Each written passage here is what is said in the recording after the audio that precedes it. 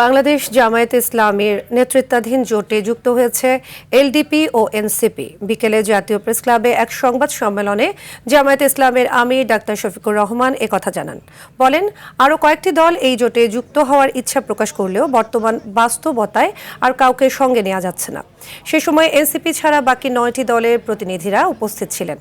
NCP আলাদা সংবাদ সম্মেলন করে আনুষ্ঠানিক ঘোষণা দেবে বলেও জানান জামায়াত আমির। নতুন এ জোটের আসন বণ্টন এখনো চূড়ান্ত হয়নি বলেও জানান তিনি।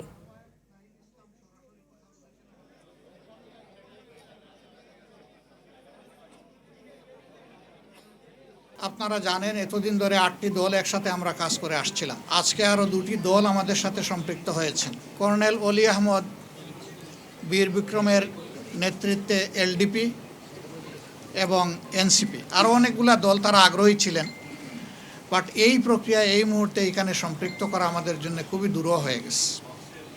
অনেকের আগ্রহ থাকা সত্ত্বেও আমরা সেভাবে তাদেরকে সম্পৃক্ত করতে পারছি না।